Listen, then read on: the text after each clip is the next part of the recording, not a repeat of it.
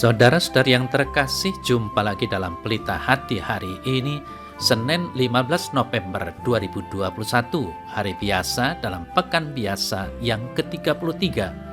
Bersama saya Romo Thomas Suratno SC dari Paroki Cilandak, Jakarta Selatan, mendengar dan merenungkan Sabda Tuhan, yakni firman Tuhan yang tersurat dalam Injil Lukas, bab atau pasal 18 ayat 35 sampai dengan ayat 43.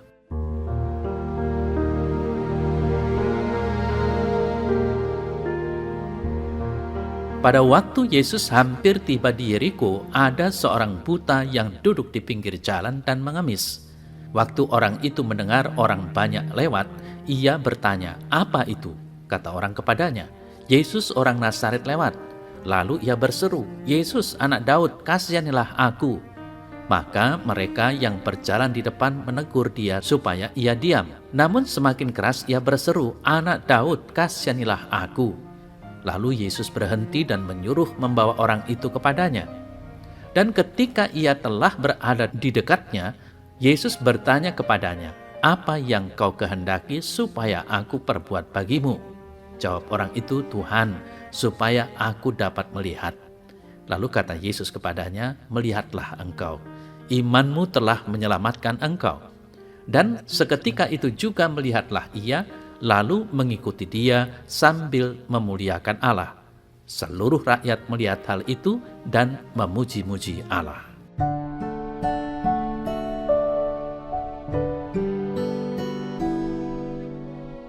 Saudara-saudari yang terkasih, pengalaman orang buta yang duduk di pinggir jalan hari ini memberi inspirasi kepada kita, supaya kita tidak takut untuk berseru kepada Tuhan.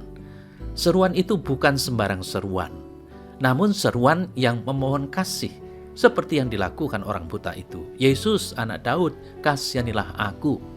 Ia tidak meminta apa-apa. Ia tidak berseru tentang keluhan penderitaannya. Ia tidak meminta sumbangan. Orang buta itu hanya berseru, "Kasihanilah aku." Saudara-saudari yang terkasih, orang buta itu berseru beberapa kali sampai Yesus menghendaki supaya ia mendekat.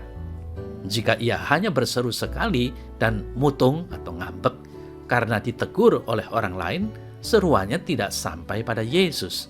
Ia justru akan semakin ketinggalan rombongan Yesus yang berjalan. Justru karena kedegilan niatnya, seruan orang buta itu sampai pada telinga Yesus. Orang buta itu mempunyai tekad yang bulat untuk berjumpa dengan Yesus. Tekad bulat itu yang menjadikannya tidak mudah ngambek ketika orang di sekitarnya justru menyuruhnya diam. Saudara-saudari yang terkasih, dari kisah hari ini, kita dapat belajar tentang iman, kepercayaan, atau keyakinan bahwa Yesus pasti tidak akan pernah tinggal diam ketika kita berseru kepadanya. Apa yang kita butuhkan untuk membuat kita semakin hidup pasti akan diberikannya. Orang buta itu meminta supaya dapat melihat. Dan lihatlah, ia sungguh dapat melihat. Dan apa yang dilakukannya setelah mendapat penglihatannya? Ia mengikuti Yesus sambil memuliakan Allah. Apa efeknya? Seluruh rakyat memuji Allah juga. Saudara-saudari yang terkasih, orang itu memerlukan mata untuk melihat dan hidup. Kebutaannya menjadikan dirinya mati dan hanya bisa bekerja sebagai pengemis. Ia tidak bisa berbuat banyak untuk dirinya sendiri, apalagi untuk orang lain. Namun dengan diberi penglihatan, ia hidup kembali. Ia bisa melihat dunia dan terlebih melihat karya keselamatan Allah. Ia bisa berkarya lebih luas dan dalam, tidak lagi menjadi pengemis. Ia justru sekarang bisa memberi kepada pengemis.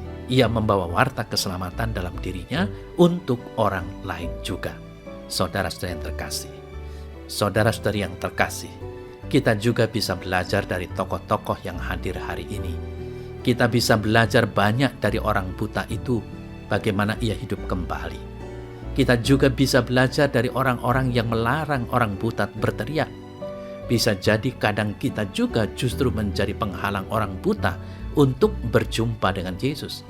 Kehadiran kita justru seharusnya membawa mereka yang buta kepada Yesus untuk disembuhkan. Saudara-saudara yang terkasih, semoga kita tidak mudah ngambek dan berhenti berkarya bagi gereja dan masyarakat. Kehadiran kita merupakan kehadiran yang membawa berkat dan keselamatan. Semoga kita yang mempunyai mata untuk melihat mampu memandang dunia dengan optimis dan penuh harapan. Mari kita pergunakan apa saja yang kita miliki untuk mewartakan Injil Tuhan dalam hidup kita. Sadarilah kita semua masing-masing adalah Injil kehidupan.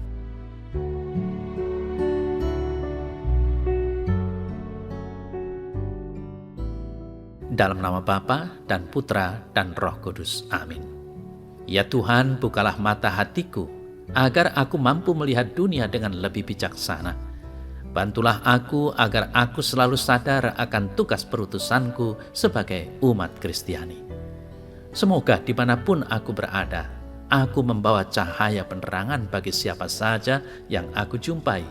Tuhan, bantulah aku untuk mampu selalu melihat. Jangan biarkan aku mengalami kebutaan iman. Amin. Dalam nama Bapa dan Putra dan Roh Kudus. Amin.